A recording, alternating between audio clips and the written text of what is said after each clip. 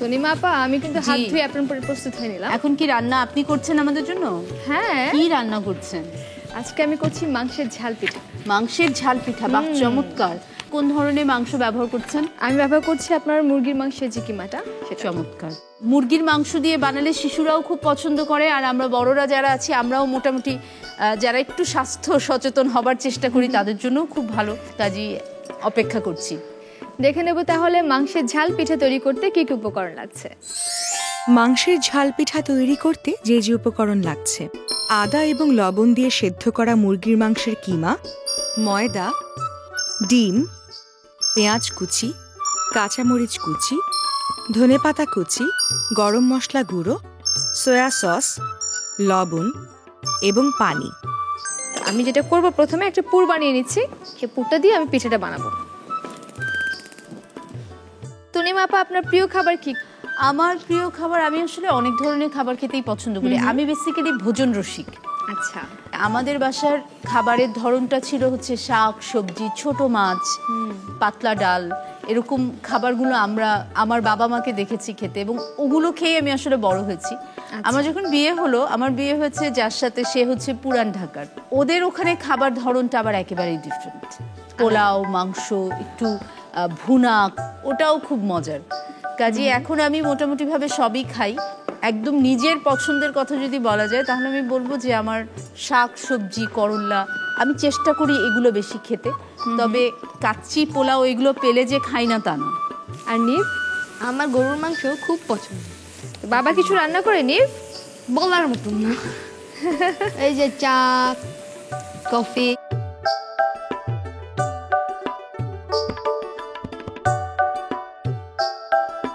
দেশের বাইরে যখন বেড়াতে যান তখন নিভ কি ওখানকার খাবারগুলো পছন্দ করে?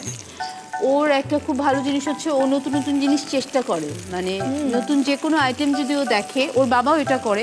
আমি খুব বেশি যে নতুন আইটেম চেষ্টা করি তা না, আবার একেবারে যে করি না তাও না, কিন্তু ও খুব নতুন নতুন আইটেমগুলো চেষ্টা করে। এবং মোটামুটিভাবে ওই যে বলছিলাম না, যে করল্লা থেকে শুরু করে শাক থেকে শুরু করে আমার ছেলে সবই খায়। শুধু দু একটা জিনিস এখনো খাওয়াতে পারি না, যেমন কাঁঠালটা এখনো ওকে খাওয়াতে পারি না।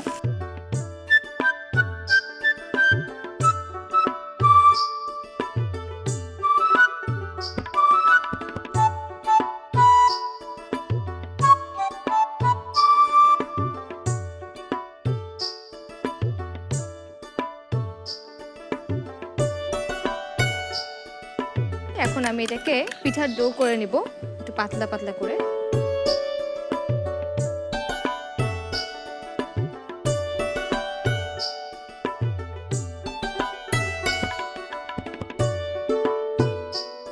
তো আমি ডোটা করে নিয়েছি। এরকম একটা ঘনত্ব আসবে। আচ্ছা,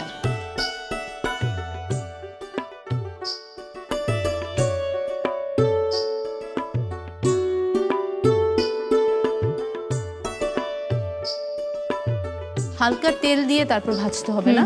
হালকা তেল দিয়ে ভাজতে হবে, তারপর ছড়িয়ে দিতে হবে।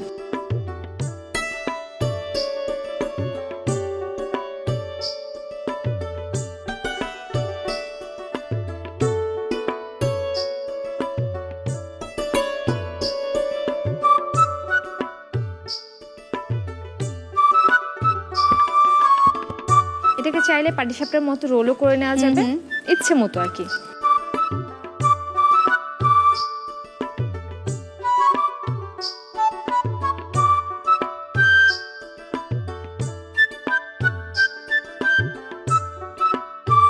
আচ্ছা, নিভ কি রান্না করতে আগ্রহী? বেশি না। মা যখন রান্না করে একটু একটু দেখো না তুমি? হ্যাঁ, দেখি দেখি।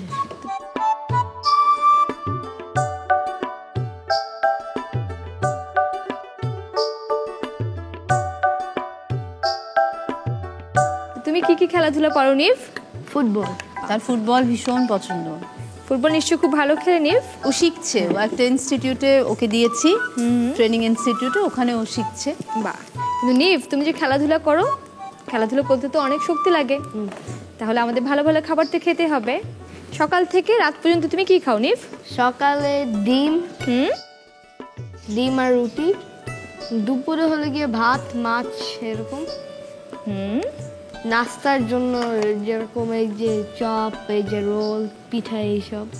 আর রাতে হলো গিয়ে ভাত মাংস এগুলো। শাকসবজি, হ্যাঁ শাকসবজি করলা, মা যেটা বললো। করলাটা দুপুরবেলা মানে ইদার করলা অথবা শাক, দুপুরে এটা মাস্ট। বা আপু, আমি কিন্তু মাংসের ঝাল পিঠা তৈরি করে ফেলেছি আমাদের 3 জনের জন্য। বাহ, চমৎকার। আপু, তাহলে আমি এখন পরিবেশন করে ফেলি। নিশ্চয়ই।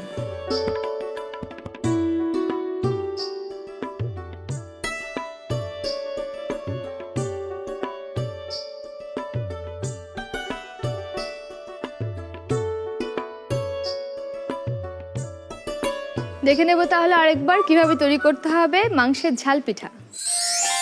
মাংসের ঝাল পিঠা তৈরি করার জন্য একটি সসপ্যানে তেল গরম করে এতে পেঁয়াজ কুচি, সয়া সস, কাঁচামরিচ কুচি, আগে থেকে সেদ্ধ করে রাখা মুরগির মাংস দিয়ে হালকা করে ভেজে নেই।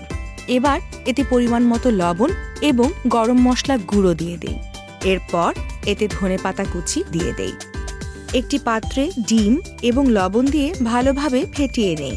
এবার এতে ময়দা, বেকিং সোডা এবং পানি দিয়ে একটি পিঠার ডো তৈরি করে নেই।